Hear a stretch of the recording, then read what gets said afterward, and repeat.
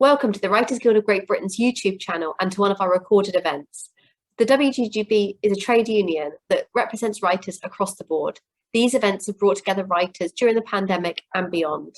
The union is its members, so if you aren't yet a member, do join us, and the link's below. Enjoy our event. Okay. Hi everyone, it's good to see you all, and I think it's starting to answer the question, where are all the women comedy writers? But just a few more housekeeping things before we get started, because hopefully it's going to be joyful and might even be heated at times. And we're going to do a Q&A afterwards, so do save your questions and then we'll all have a great conversation.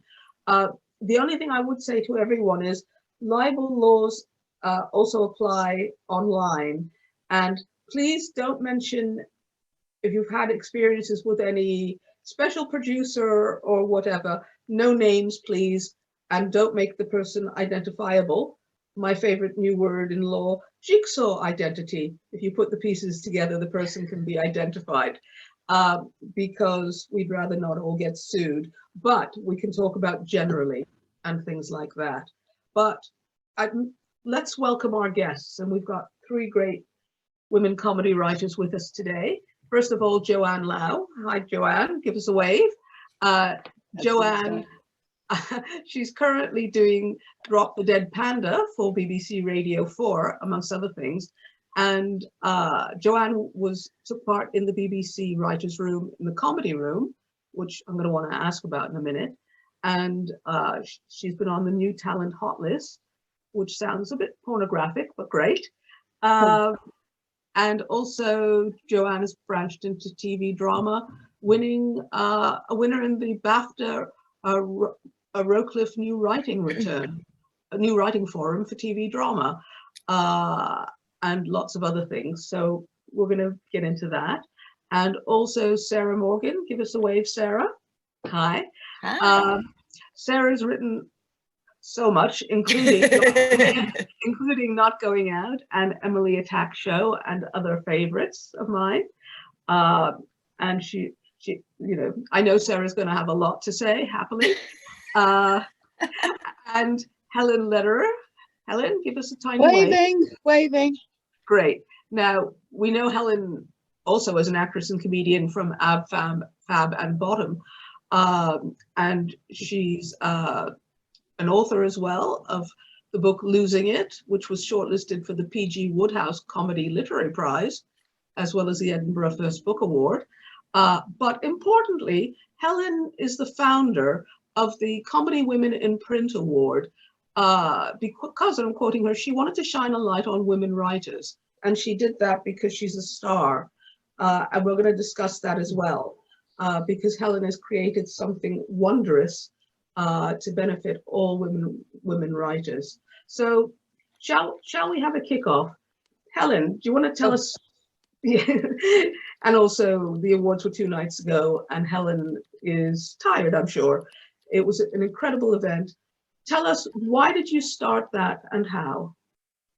Okay, yes, lovely to be here. I can't wait to hear the other two as well. And yes, but I'll do, yeah, let's kick off. So I wrote my first comedy novel. I'm not that prolific at all in the comedy novel. Then I got the nomination, very exciting, done some judging. And I realized that there wasn't a women's prize for comedy for witty women writers for fiction. And I think because I was basically quite angry, being quite old from the 80s, and it really felt so profound. Quite caught my breath, because for 9 months I've just, you know, I was just saying, it's like getting married, mate. You just plan this one event, so I can't quite breathe. I have to put my glasses on because I can't think. Sorry if this flashy. And what was interesting on the night was that apart from the amazing winners of the unpublished prize that then the winner becomes published by HarperCollins, and the 2 runners up with meaningful prizes at universities and MA places, but the honorary prize was Mira Sayal for Witty Writer of the Year, and Deborah Francis White for Game Changer. And I'm a little bit older than them even.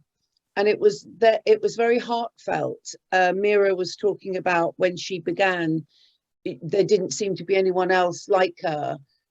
and she just kept going. But all of us felt, and then Deborah's got that different kind of aggression, which is really useful. So we all had sort of differentness, but we were all connected by maybe being our age. And so I'm really looking forward to hearing Joanne and Sarah's experience being younger, because you know, in the 80s there were the stand-up comedians that became championed deservedly. You could, if you were a contemporary, there were no slots for you. So so the point of Quick really is to, and maybe it's less and less now as things evolve naturally through time. You know, you can't get away with what was going on in the 80s. You just can't anywhere. But there should just be a breadth and a variation of women's wit. And there could only be, if you know, I would go to John Plowman, a very lovely man at the BBC, and so I had a sitcom idea about a woman politician. Oh, there was an idea in Flow for Dawn French. And fine, I don't think that ever happened, that one. But, you know, it was a machinery.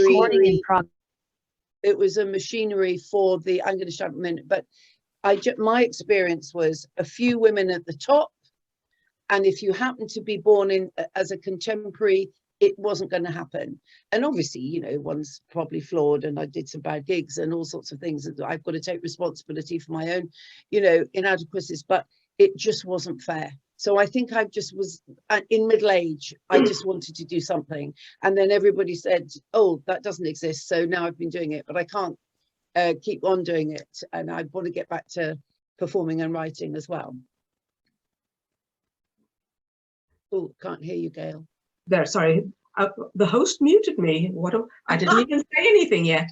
No, I mean, you're right, Helen. It's because we have to celebrate women writers, because very few people do necessarily. But the other thing is, we've probably all had the experience of two different things: being told, oh, but we already have a series written by a woman, one of my favorites, or when I started doing Fringe and Footlights type thing, there was one girl at that time in the group, and you were the girl. God forbid there were two the girls. But that is changing now, hopefully. But Joanne, tell us about your comedy start. How was go on? I think I kind of stumbled into it through writing. So I moved to this country in 2004 to do a master's degree, which is totally useless now. But anyways, forensic science, yay. But I was writing a blog to keep in contact with people back home. And instead of spamming them like with emails, I was like, if you care about my life, you can check in. But people really liked it. I mean, like, it had 9 readers or something, like, including my mom. No, she didn't even bother. But yeah, anyways, people were like, oh, you're so funny, you should try stand-up comedy. And I literally knew nothing about comedy. Like, I mean, I grew up in Calgary, which is a big improv town. And I think I went to maybe 2 stand-up shows in my life. But I literally Googled stand-up comedy courses, stumbled on the Amuse Moose course, went on that, really liked it. And then I was a poor scientist at the time and was like, oh my gosh, I just wasted a bunch of money. I can't believe I did that. I should do at least 100 gigs to get my money's worth. And if it goes somewhere, great. And if it doesn't, at least I got my money's worth. So yeah, I did 100 gigs. And like by the end, I think I did at least 300. And I don't do stand-up anymore, but I got my money's worth and went into writing. So yeah, because at the end of all that, like, sadly, because I'm Canadian and not from here, I mean, I got a great agent and they were so nice, and we thought we could figure out something with visas, but I was on a science visa, so, well, like a work visa, and we couldn't get any work off of that. And so they dropped me, very understandably, totally not their fault. And yeah, and so I was like reassessing my life and going, what do I actually love about comedy? And I was like, oh, it's the writing, not the performing. I mean, I got to the point with stand-up, it just was never my comfort zone. And thanks to my Chinese upbringing, it was like, you hate it, you gotta do it. So yeah.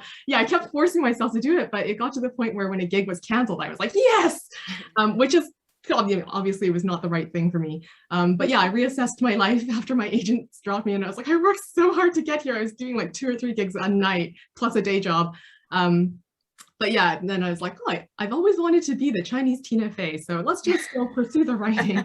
So yeah, that's kind of where I went with that. Oh, brilliant. And I think, interestingly, I think we've all done stand-up at some point, until, like you, I realized I don't like working nights to drunks. You know, I think, and that's, I did morning shows for a while. But Sarah, tell us about how did you get your start, and how did you enter comedy? Yeah, so I've never done stand-up, I think, because I adore stand-up and I'm such a huge fan. I never sort of wanted to, you know, sully it by having a go, ruining it for myself and everyone else. No, I came up through magazines, which tells you my age.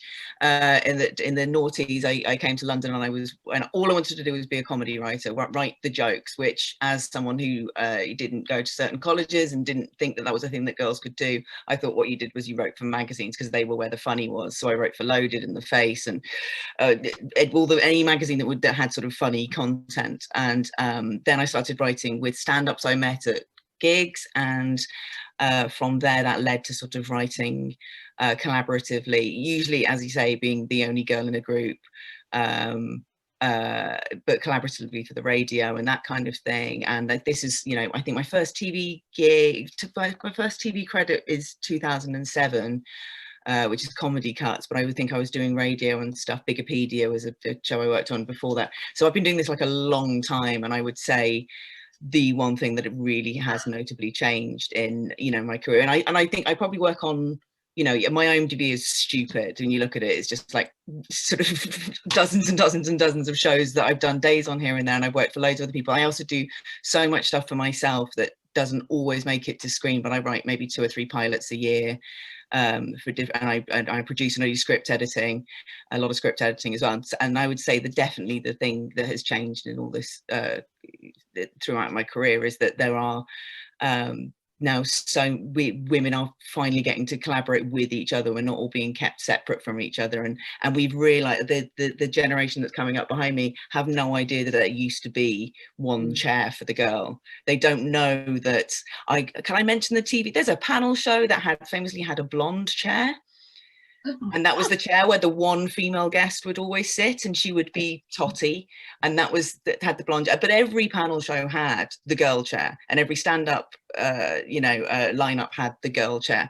And there was, you know, decades of my career when I was going, I was the only girl in the room, and now I'm finally getting to collaborate with all the girls that I'd see in the hallway that we would pass to each other, and we're all like, we suddenly all became best friends, and we get to hang out now, and it's amazing. So the collaborative, the fact that, oh, someone can't hear? Oh, sorry, I need to turn off. No, someone's just popped up saying I can't hear anything. No, I put my hand up because I was so excited what you're saying, but you've got to finish it, and then I'm going to say something that. Oh no, okay, so yeah, said. But this is exactly it, Helen. I'm such a huge fan of yours, and you were macheting your way through the rainforest ahead of us, and we're all sort of coming up behind you, but then we're all allowed to work together, and that's quite scary, I think, to a lot of people, when we all get together like a big coven and start working with each other. So that's been the biggest and most brilliant thing about my career is coming. No one wants to be the only girl in a room, what they call Smurfette syndrome, where you're in charge of all women and all women's experiences and all you know, it's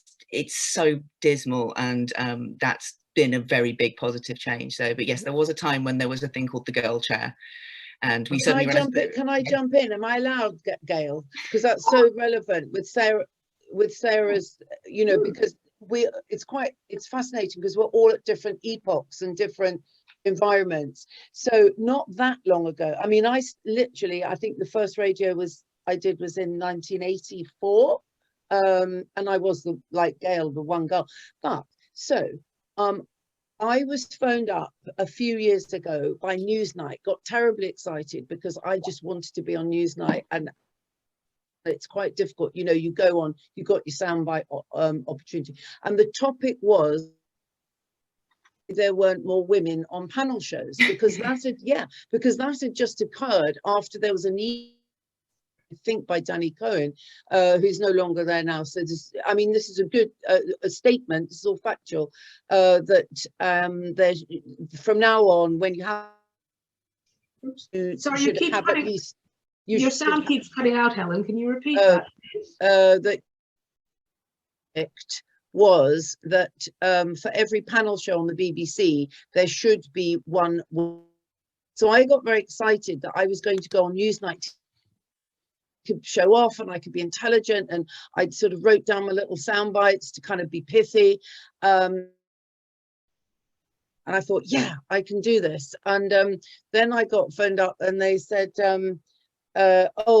sorry, we've got too many women.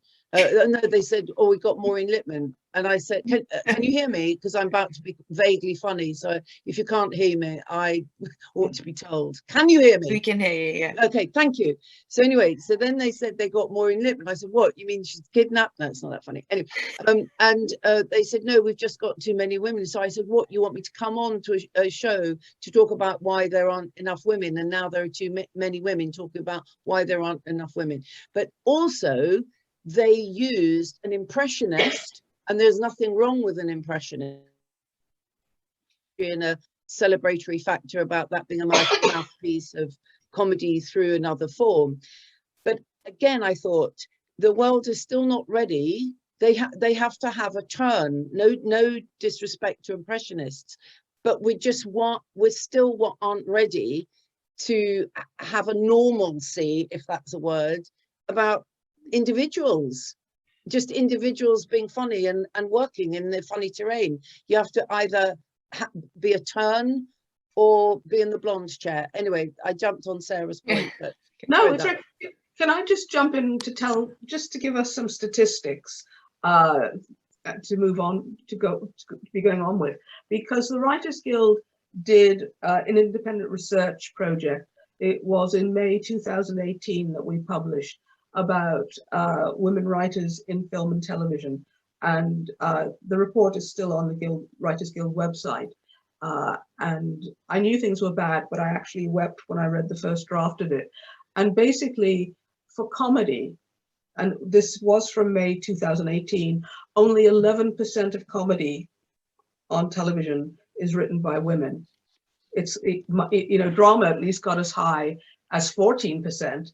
But it tended to be, women got shunted into doing children's, or not that there's anything wrong with children's, I do a lot, but there was a glass ceiling as well, that women were shunted into children's, into radio, into soaps, but 11%. It would be interesting to see as well what percentage of that were writer performers as well, because I think if you look at the shows that get commissioned, and I think autobiography is wonderful, and I think it's wonderful that people are telling their stories, women are telling their stories, telling people their background, but though that does seem to be the taste at the moment is that women are allowed to write comedy as long as it's extremely autobiographical and helping everyone else understand something about them, rather than just writing what they feel like they think is funny, which seems hopefully will be changing.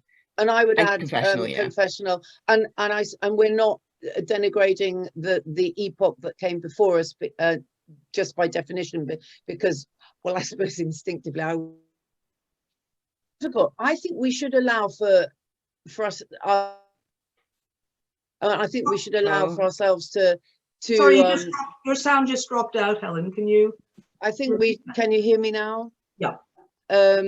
I think we should allow for ourselves to also become as other people are, and not necessarily like everything that I mean, we're allowed to be not attracted to some forms of comedy because one is amused instinctively, and yes, but it is, I mean, I'm interested with the younger, with Sarah and Joanne. I mean, is there this solidarity that you have to like each other's and become best friends and call your children after the same names as your comedian friend? Is it like that? I'm bitter because it isn't in my generation. We're against each other, What is it like? It's horrible. Younger ones? Sad. No, I got it. Oh, yes, Joanne. Yeah, sorry. And obviously I fantasize about that all the time, obviously, but I don't know. We get on, but we don't have to. You can just be normal and give critical feedback as long as it's helpful. Or sometimes you can just say it's shit. Somebody or not for me. Good for you, not for me is sometimes a good edict. Oh, that's a nice one. Yeah. But we touched upon panel shows, and which is one of my many bête noirs. because it's, never mind, I mean, on screen we know there's still the girls' chair, except for a couple of them, but have a look at the list of writers on most panel shows, and then play Spot the Women. There are various ones, including, I mean, I can say it because it's fact, Have I Got News?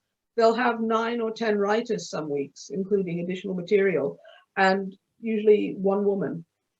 I was going to add that out of the 11%, I mean, how many of those are women of color? Because I'm sure it's shockingly low, and it would actually be more depressing to know than to not know. Yeah. So maybe I don't want to know that. I don't know, but I think it'd be a terrifying number. Well, I think the Guild is doing the next research study on that, because the problem is very often that the various companies will do, you know, some sort of program, and not on air, I hasten to say, that they get, whether it's, you know, women of color or people of color or various things, that they're, dare I say, box ticking. But we want to know how much makes it onto the screen, because that's what counts. That is so true. I've been a part of so many lovely, well-meaning programs that at the end we're like, so are you going to make our stuff? And they're like, no. It's just like, oh, okay, well, thanks for wasting like my whole Saturday afternoon. Bye. Well, it's intersectional representation is as horrible as that, and it's been really interesting coming up and realizing that now it feels like we're at quite a glorious point where just being the girl in the room isn't enough, because there's a couple of us, and actually that's when everyone starts making eye contact with each other, going, well, this room looks a little bit more like this country does, but it doesn't actually enough yet, so who are we missing? And I honestly, I always feel that when the room starts to become more diverse, not even diverse, more representative of the person who's going to watch the show that you're writing on, then that always seems to open up, because it's like you sort of opened the floodgates of everyone going like, oh yeah, this is how we make good telly. We make stuff that we can all watch together. Yeah. we can make stuff that looks like our audience. Anyway, sorry. And you don't have to be representational of your entire sex, race, religion, or whatever. You're allowed just to write comedy. Yeah. You know? But we did something that may not be proved of, but I tried to do something that was positive, and then that can be criticized again. But we did a flash fiction, a very quick cringe flash fiction thing, just 150 words, I think. And I wanted to encourage people of color, so I kind of people of color thing, and so partnered with 2 Black girls writers and people in harmony. And then this was on Monday, and then Llewellyn Gideon judged it. So I don't know, I think sometimes you've got to jump in and be positive and be accused of being all sorts of things for being positive. I just think sometimes you have to just jump in. I suppose again, that's being older, that you just go, oh, mustn't swear. Oh, that's maybe far away. I mean, I used to mind so much, you know, going back to Joanne's experience about stand-up. I love that thing when you said, oh, it's been cancelled. Great. And I so identify with that. But I just kind of schlepped around for, you know, it was mentally derailing. And the ones that survive and successfully survive, obviously they're born to do it. And it is quite an alien environment, but looking back, I don't regret it, because nothing can be as bad. So like as you get older, then yeah, so I think sometimes there's something to be said for just doing something positive and just owning it. Oh yeah, there have been lots of positive schemes I've been on too, so not to like, you know, denigrate all schemes. Yeah, yes. There's been ones I've been really supportive, and then who've like touched base afterwards and kept promoting us and pushing us forward for things. So those are all wonderful. But I think a lot of it was box ticking, sadly. But yeah. Yeah. Well, I don't know if it's something that you've come across as well, but very often when I'm doing the pilot episode of a series or something, one of the things I always comes back to me for the second draft is, can the lead woman be younger? Oh, I thought you were going to say likable, which is the one I always get. Younger. Oh yes. Yeah. I mean, likable. Yeah. Gross. I was doing something now with a character in her 40s. Can she be in her 20s? No, because it's a different woman with different experiences, different lifestyle. But Also, who's watching telly? Women in their 40s. Trust me, I am one. We want to see ourselves on telly. And we also want to see the 20-year-olds, but we do, the 20-year-olds are doing other things, they're making the stuff. But I love the 40-year-olds are likable. watching the But telly. Sarah, when you said likable, that's so interesting. That is so, I mean, when one talks about, narrative voice that engages, particularly with the unpublished entries, like HarperCollins has to publish them, right? So given they're investing in it, they've got to make it commercial. So there's agendas for everyone. But I suppose, would you agree that, or perhaps going back to stand up, or to communicate, it is helpful if people, it's helpful if people relate to you and connect with you. So maybe there's a difference with that and then appearing likable, what we think the perception of likable, or perhaps males' perception of likable, like fluffy, dizzy, the things that I got told I was told I was neurotic, just because I was nervous. I'm a nervous performer beforehand and during, but I don't think that makes me a neurotic person. It was very easy to get a label. So likable, I like that. So what is because I don't like likable people. I like people who are sort of admit all sorts of, idiosyncrasies. And then you go, yeah, I connect with you. I immediately, that is funny, isn't it? When someone is a bit off center, they're funny, not necessarily likable. I think likable. Oh, go ahead. No, please. I was gonna say that I think likable is probably the wrong word. You just want characters that people want to spend time with. But I love eccentric people. I love neurotic people. I'm neurotic, and I love neurotic people. I would watch a show about neurotic people all day.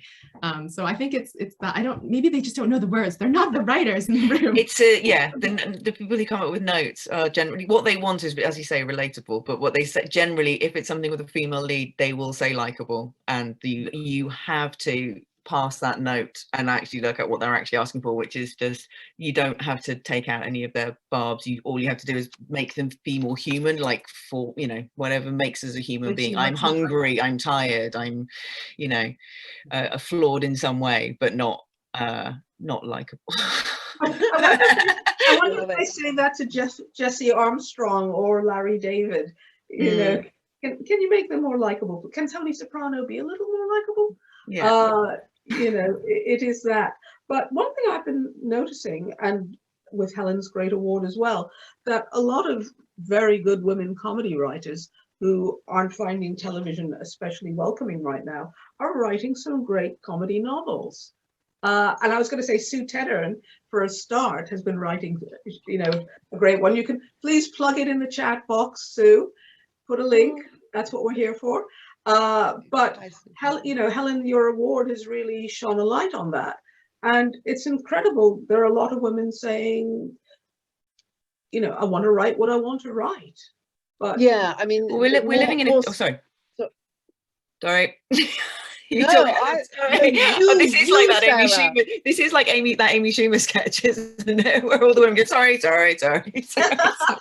No, I want to hear. This is just a Zoom chat. This isn't representative of all women. I was going to say we're living in a time of IP where everything on TV is based on a novel or based on something that already exists. So if you as a writer who hasn't had the patience or confidence to write a novel, I'm constantly looking for an amazing novel to adapt, because I do so much adaptation.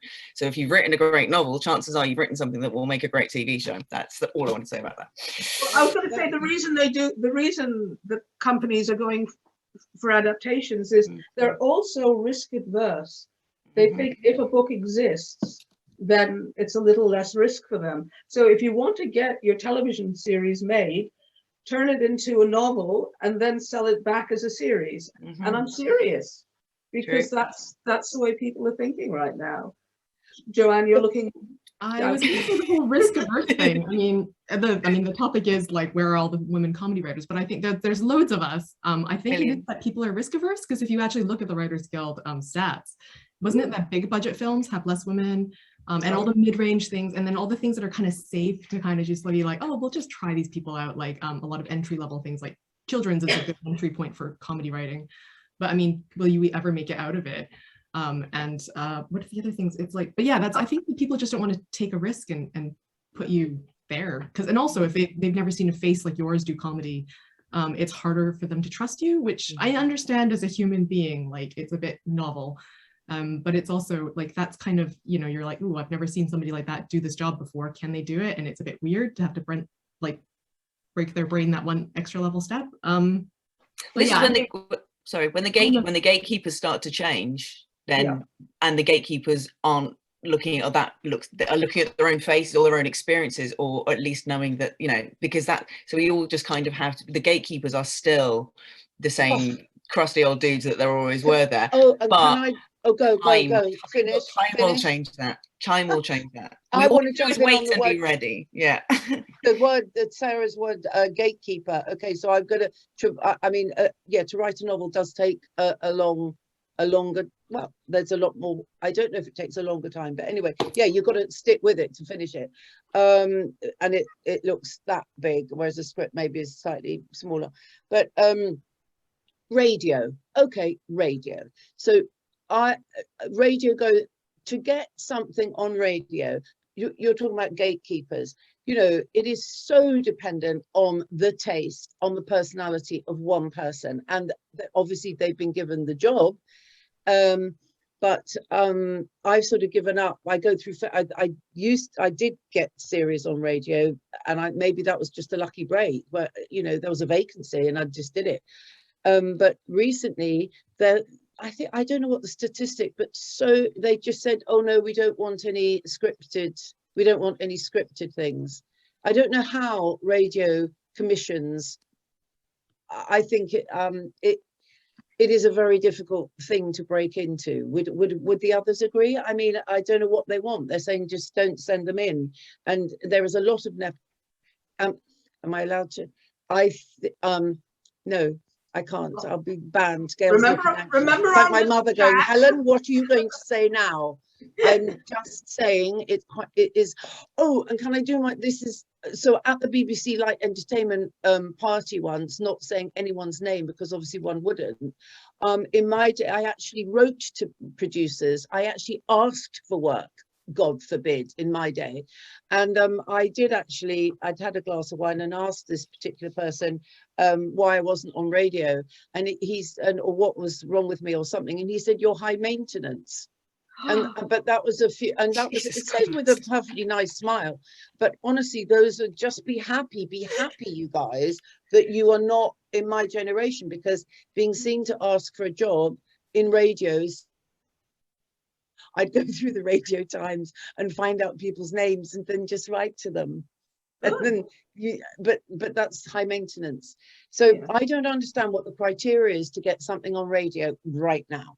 Well, what I was going to say is, which doesn't help any of us, is that they have fewer slots and fewer scripted slots, because the BBC is cutting back so much budget that, you know, sort of there just aren't that many scripted comedy slots, and they have the regular, absolutely brilliant panel shows. Did that sound that, you know, continue? So, you know, when you actually come to it, there are a lot of people going for a handful of slots. There used to be more. Right. And by the way, I was going to say, when we were talking about women in film and all the rest, that we have the stats that women write fewer films.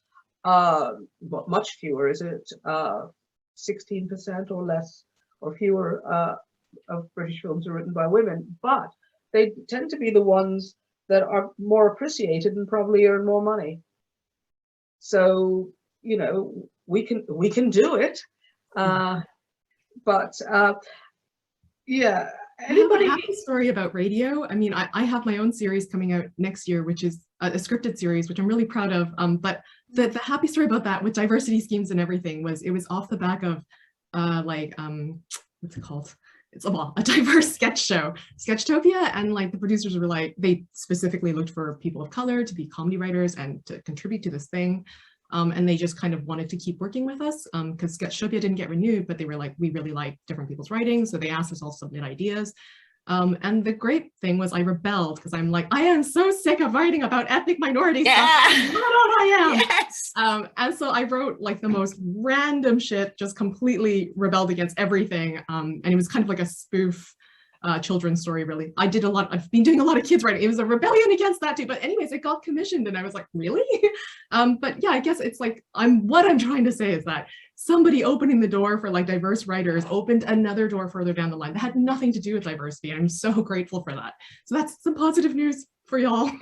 Yeah, you're more than your experiences. You should be able to write about whatever makes you laugh. You shouldn't have to be like holding someone's hand and telling you all about, unless you want to tell your story, but like you don't owe anyone. No woman owes anyone their story. Like we should also be allowed to write about zombies and robots and whatever, take the piss out of kids' TV or whatever we want to do. Oh, there was a time on Doctor Who, I mean, there was one producer or whatever who said women can't write science fiction or cop shows. And you go, I'm literally writing a cop show right now. I mean, it's not positive. But that is so good with the judges talking about, oh, thank goodness the character isn't about being a mother with a baby. There's nothing wrong with that in itself if it's funny. But the prize before, there was a romance prize and comedy. So just as, again, I've said be happy before, but you're in a really good place, you people, being younger. Gail, you're right to have the debate, and we should keep challenging it. But there are the doors were closed, I think, in my time, and they're not. And just to even talk, I mean, it's so refreshing to hear Sarah and Joanne talk about their enthusiasm and just literally getting down to the nitty gritty of what is funny, that whole breadth of what is funny, just as the other people do. Well, I reached a stage a while ago, and I just thought, to be honest, I'm just going to write my own stuff, and I've never been so happy because it works for me, and obviously some of it sells, and I find it a lot easier and liberating. But I also learned it sounds terrible to say, to think more like a man in some ways, because it's basically doing what you were saying, Helen. Get in touch with people and say, hi, I've got some, pre-pandemic would be, could I come and have a chat? And now, can you read a page? It's going to take a pretty hard-hearted person to go, I can't read a page. I think there's just rejection. I see rejection everywhere. I just think it's really hot. Am I contradicting myself? Maybe. I just still think you can get there through coincidence, through luck, through circumstance. I mean, what do you guys think about, how does anyone become successful? It isn't necessarily talent, is it? It's just, timing and who and what you say. I think also perseverance is a lot.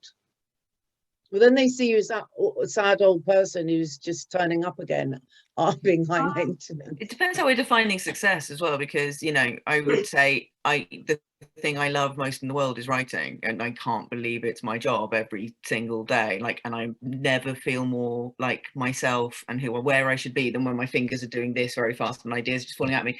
I've written dozens of pilots, and none of them have got made, and maybe the couple that are doing things at the moment might, but in the meantime I've written on loads of other shows. So I feel like I'm a successful comedy writer, but there's lots of people who say I wasn't a successful comedy writer because I haven't had the thing that was like created by me be on the be on the title page. So it's a really hard one to describe, and I'd say you're probably a successful comedy writer if you've written something that makes you really happy, and if you do another job for a living that pays the bills, then you are still a successful comedy writer. But then that's easier said than done. If what you want to do is pay the bills by being a comedy writer, the jobs are hard to get. And I would say to be all hippie-ish, the only really good piece of advice I could get is just be ready for it.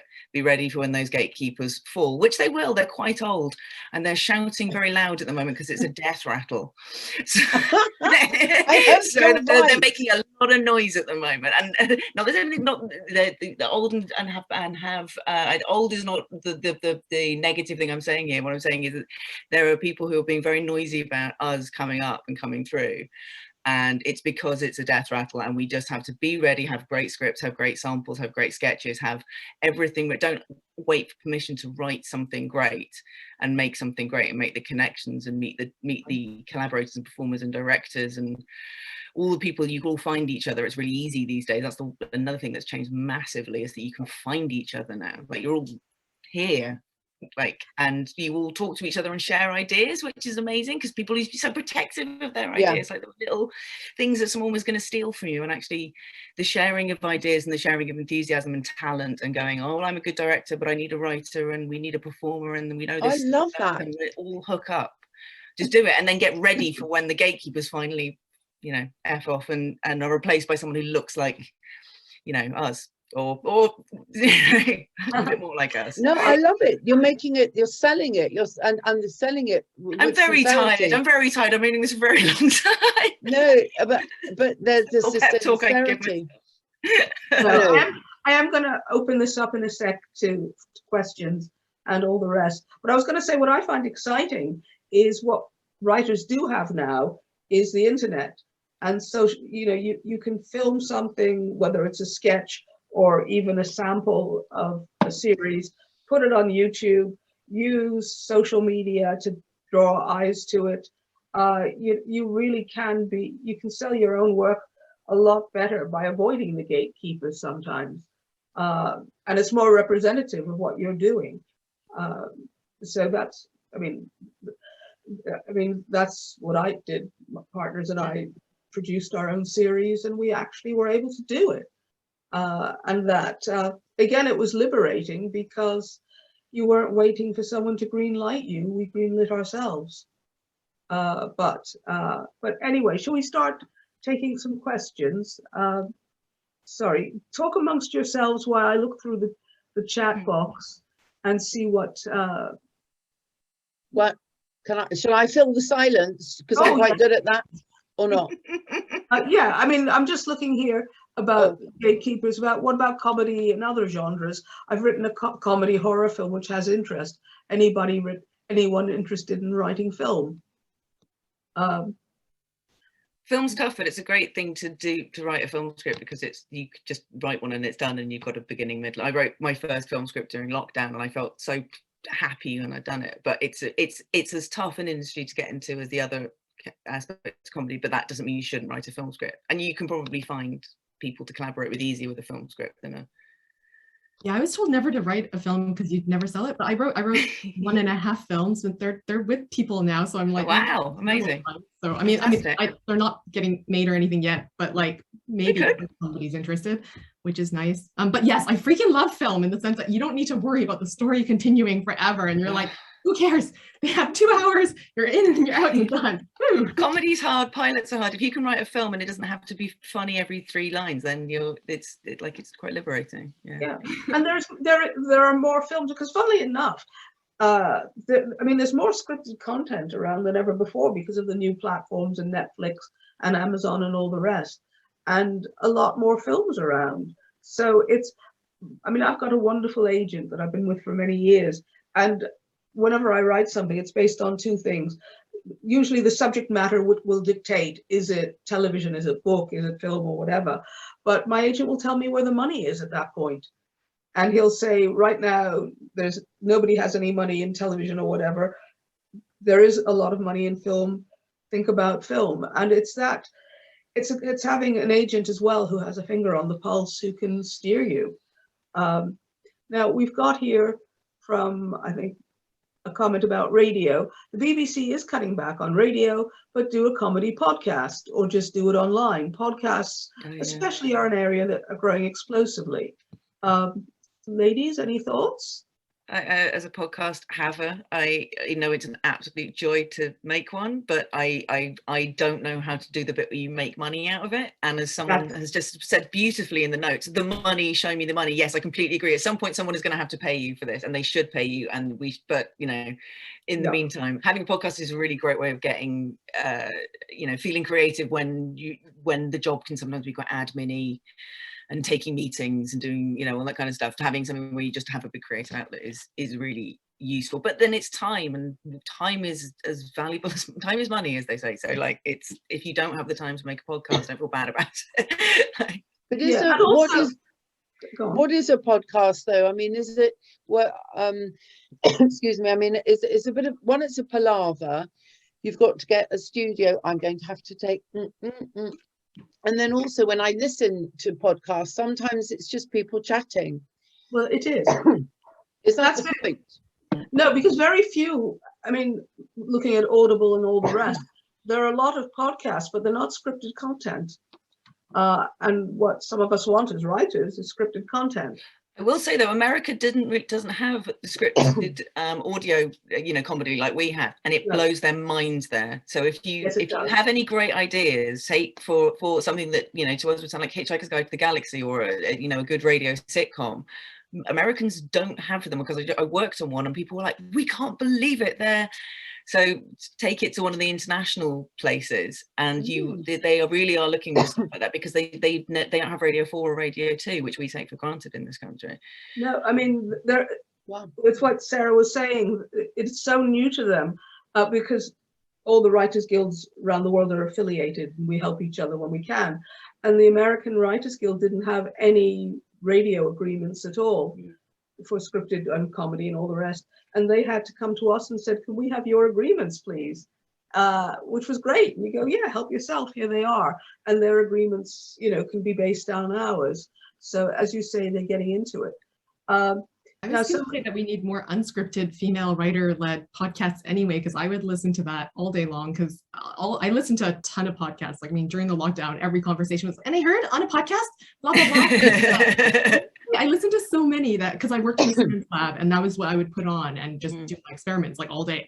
But like by the end, I was like, if I have to hear another white man's opinion on something, I'm like so happy. like, yeah. So if you guys are making unscripted ones, let me know, and I will subscribe.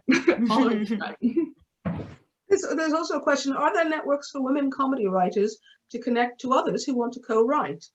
There's ITV do 50/50, which I think That's is right. Yeah, that exists. But yeah, that was set up by Saskia Schuster when she was head of comedy at ITV, and she didn't have a lot of money to make shows, but God bless her, she did set up this amazing initiative where it's like just a big list, and we're all on a big list somewhere, so that when someone goes, oh, we can't find any, where are all the female comedy writers, you can approach Comedy 50/50, and they have a big list, and they do networking events, and there's a list. If you're not, you should definitely at least be on their mailing list. That's like one thing you can do immediately that will connect you with other people. Definitely. And again, use social media, reach out, and guild events, you know, sort of see if just from somebody else, I've just applied for a radio producer's job for BBC Comedy, and the brief was chat shows. Chat shows and panel shows are cheap, but to be very honest, radio is cheap to produce anyway. So we're not talking Bridgerton here. We're talking a half-hour sitcom. Right, I'm just looking for other questions. But you could do Bridgerton on the radio, or for a scripted podcast, quite easily. If you know someone who can do the sound design, you could make something that sounded really cool, and not need the sets and stuff, and just do it as an audio thing. But if you've got a really great idea that's going to cost a fortune to make as a thing, then make it as an audio idea instead. But if you did do your, I think that's a great idea. So if you did do your Bridgerton as a podcast, where do you go? You just get a group of people. Can you do it in your house? I mean, what do you need to make it happen? And then where do you show it? I mean, how does it unfold? There's so many places making podcasts, and again, you probably I can't think of the names of a lot of them, but they're places you would go to them and pitch the idea, I think, and they would probably, if it was a good idea, snap it up, because as I say, it's a gold rush, particularly in the States at the moment, for good ideas that sound like, you know, stuff that we in this country have heard a lot, which is great audio sitcom set in outer space, or in a, you know, with big sound effects and Foley and things but they don't really have that. So you can, the theatre of the ear, as they call it. Honestly, I have got to get out more. I've just been running Quip and trying to do my me memoir during lockdown, which has done my head in. This is so exciting. So clearly it is possible to connect, and they probably don't pay great. I don't know, but you can. Yeah, just to certainly create, the opportunity you know, to create something. yeah. The opportunity is definitely Oh, there, and you God. don't. Yeah, you can, and you can record a podcast on Zoom with headphones and a good mic, which I don't have today. I have a terrible mic today, but normally I've got a good one. Yeah, I was going to say that we all developed little home studios basically over lockdown. You can probably do a lot of it at home, Helen. And don't do yourself down ever, because the Quip Award that you started It's for other people, Gail. I'm sick of it. I'm sick of helping other people. So, like, half true actually. Yeah, half true. Right. But look, it's like after childbirth. Give yourself a few more months and you'll want another baby soon again. From Michelle saying, can you make it in comedy if you don't live in London? I'm in Blackpool. I think there are. I mean, thanks to the pandemic, everything's done on Zoom now anyway. Writers' rooms are virtual, so it doesn't make a difference where you are. Mm-hmm. Are there a lot of schemes for people who are in different parts of the UK and things that you can apply for and write, like competitions and things? Because those are great ways to break in. I mean, that's kind of how I broke in, just submitting to all the competitions I qualified for. So that might be good. No, you're very right. Just always please read the small print from any competitions, because there are a lot that want you to pay, which always makes me a little wobbly, and also anything that says they retain copyright, jog on, because your copyright is your most important thing as a writer. And no, they don't get your copyright if you enter a competition. Go to a competition that doesn't ask for one. And even if the competition is on the BBC Writers' Room page, read the fine print, because they don't vet everything, believe it or not. Learn to read fine print is and write the thing anyway, even if you don't want to enter the contest. Write the thing, and then you've got a great script. And then if you don't run it past the guild and you don't want to enter the contest, you've still got a great script. I've got so many things that when I was starting out that were entries that didn't get anywhere in competitions, but are still great scripts. So always write the script. I will say as well, with regard to London and regionalism, if you're it's maybe different for rooms, but if you're creating something, one thing you hear all the time is, we don't want something set in London, we don't want anything set in the media, we don't want anything about famous people. It's ridiculous. Look at how many shows are about the media and famous people actually love, but it's a note that producers love to give and commissioners love to give, is they don't want anything like that. They want real, relatable. You look at the shows that get made, I mean, this country's things like that are amazing. They want authentic voices and authentic experiences that aren't the dinner party in Islington that is their life. Like, basically, I remember reading someone saying, like, on a program saying, like, it's set in dinner parties. We're all sick of going to dinner parties in Islington, aren't we? And I thought, I don't have a kitchen. I don't have a kitchen table. Because I live in London in a tiny little flat, and you have clearly this commissioner has a very small world of, dinner parties and doesn't understand the sort of viewership. But now that's changing a lot, and they actually want to see, the rest of the country on screen. So actually pitching something that was set in the London media would probably not be to your advantage. But that doesn't help with getting to meetings and stuff like that. But Zoom has made a good level playing field of that, I reckon. Yes. I'll shut up now. I'm talking way too much. Sorry. No. It's fascinating. I'm finding it fascinating. I don't like commissioners. I have a kind of problem. I have a phobia, and I'm not very good with agents. And I go into those meetings, and I just know it's not going to work, because you want and they often say, I just resent authority figures like that. So for me, I'm really excited about sort of networking and trying to do it another way, and myself, because for one person who you might not even respect, who probably doesn't even do it, who probably isn't even that good, landed the job. And then there's a lot of nepotism within certain channels. Oh, please write that script or book, Helen, about somebody who hates authority figures. It is wonderful. Yeah, well, it's tragic, really. But there we are. No. Joanne, what were you going to say? I was going to say it's a blend of both of those things, where it's like, on the one hand, I think you should definitely write the script and be authentic with your voice. But I don't know if it's good or bad comedy advice I got from a fellow comic, was that when you're writing a joke and it's really self-indulgent and it makes you laugh, like the whole point of writing comedy is to make yourself laugh in a way. but also he's like, don't forget you're making other people laugh too. And he's like, will a farmer in Yeovil laugh? And so I always, whenever I write a joke, I think, will a farmer in Yeovil laugh? Oh, I grew up near Yeovil, I can tell you, I'm sure you can. And I know some farmers, like, sure. Yeah. And it's the gatekeepers and the commissioners, because I remember Drop the Dead Panda, it's like the East Asian sketch show, and it's like all of us were in the room like going, Korean boy bands. The commissioners like, or the producer was like, I don't know a single thing about them. And I put my K-pop boy band sketch in there, but it was like, I did have to think, what's a way into this that people will get, because I still have to be respectful of the fact that it's going to be on BBC Radio 4. Sorry, my dog is very near. I'm not abusing him. He's just a big whinger. No, people want you to show the dog. Yeah. But yeah, you have to be respectful of the medium you're writing for as well, and know their audience, and not like take the piss if somebody gives you that opportunity. But one day, I mean, maybe we will write a specific East Asian sketch show meant for East Asians who will get the inside jokes that we're making, or just put it online. The hand holding so is a bit effing exhausting, isn't it? Sometimes the hand holding, the person who has these LinkedIn dinner parties needs to be told that some people don't have dinner parties, and some people know what K-pop is, and some people. Yeah. If they don't know what K-pop is, Google it. Watch the show and you'll find out. I want to see different experiences on screen. I don't want to see the same stories regurgitated over and over again. I mean, that's the great thing about diversity. We all have a story to tell. But now there's in the chat box from Anushka, I'd like to adapt my stand-up comedy show into a feature film. I'm more comfortable writing in the stand-up format than a feature film. Would you have a book that you can recommend that talks about adapting? Anybody got it? There's two podcasts I'd recommend rather than books, because they're both brilliant. One is Script Notes, which is a really, really useful one.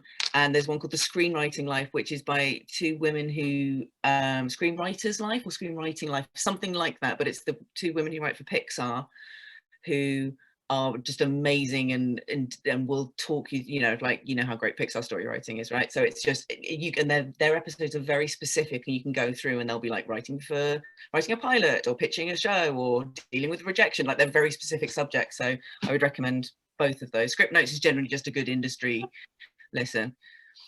I always recommend a book that it was written a while ago, but it is joyful, called Adventures in the Screen Trade by William Goldman. And I think that teaches you more about writing without teaching you about writing. William Goldman wrote The Princess Bride and The Sting and Butch Cassidy and all the rest, and plus Broadway shows and novels.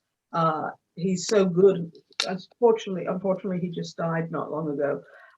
But brilliant writer who even looks like Robert Redford. The book it's lovely to read something that isn't a how-to book, but written from a writer's point of view, and you learn so much. So I would, have a look at that.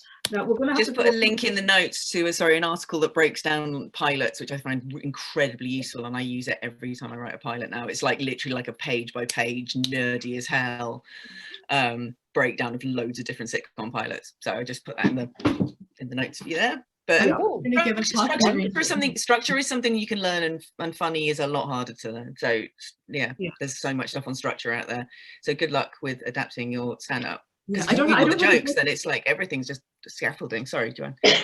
I don't have a book recommendation, but as somebody who's worked with a lot of stand-ups, and as a former stand-up who then transitioned into writing, the number one mistake that we all make is stand-up's a lot about observation, and you're not very active yourself. So if you're the main character, you got to be active. Make sure your character does stuff and makes like decisions and does shit, because that's the number one thing, is like you're watching observational comedy through a character that's dull as shit. So just don't do that. That's just my cautionary tale. I love that. Yeah. Also, something that I want to say just about getting together and all the rest is remember why we're here, which is the Writers Guild of Great Britain, because we have a lot of online events, almost about once every 2 weeks, on different subjects. But the Guild has branches, and we are going to start hopefully being more active again. That people, you remember, people used to get together in reality in a room. And we're hoping there's going to be a time that we can do it again, because the different branches have meetings as well right now on Zoom. But that's a great way of meeting people, like you're saying, you know, you live in Blackpool or wherever you are, you will find like people, and you might find writing partners through the guild. So, you know, you never know.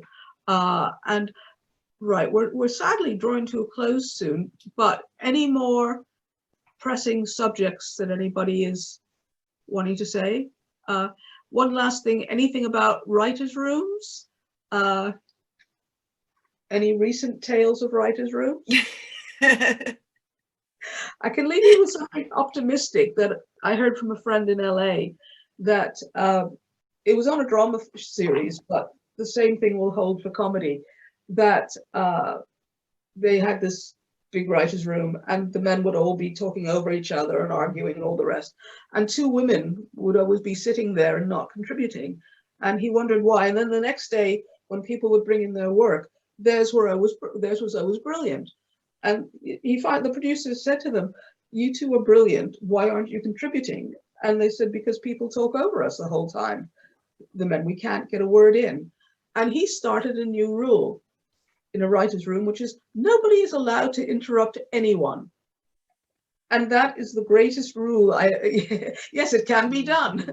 And that is the greatest rule I've ever heard, because men have a habit, and again, this is generalizing, I love men and all the rest, but you know, it's especially in comedy writers' rooms, you'll always get the man trying to top the one-liner and all the rest, and the shouting out. It's don't interrupt. Well, we did today, though. Well, look, Sarah and I just interrupted then. I suppose maybe you should have a caveat for like Zoom meetings, because you do have to jump in. I'm quite into this jumping in business as well, because if we're a collegiate organisation or, you know, meeting like today, then jumping in is forgivable, isn't it? And yes, because it's not done naturally. It's hard without eye contact. It's really hard. Without eye contact, it's really. But as long as I think the one bit of advice I could give to anyone who finds themselves in a writer's room for the first time, because all these new opportunities are opening and people are going to writers' room for the first time, is if you're really nervous that you don't have an amazing joke or an amazing thing to pitch, the one thing you can really do is be good energy in a room. And that just means listening, not looking at your phone, laughing if something is funny. Don't laugh if something's not funny, but like, you know, and just eye contact and be encouraging, because my God, the one thing that dudes can do in a room is suck the energy out of it. And again, generalizing level men, but like people with their phones up, people who aren't listening, people, a good showrunner sets a tone at the beginning, and it's stuff like that that's really good. But be good energy. That doesn't mean being a nice little girly and sitting there and giggling at all the jokes, but like just be good vibes for everyone else there, and you will then be relaxed enough to start chipping in. That's just more of a note on nerves than like gender. But yeah, I'm not quite shy, so I'm always the quietest person in a writer's room, which is terrible. But in one of my very first writer's room, I'll never forget, there was a really nice lady who'd worked for ages in TV, and I said something really quietly, and she was like, "I think Joanne had something to say," and I was like, "You're my hero." And she just kind of taught me, like, you know, you got to support other women, you got to get their voices out there and get them heard.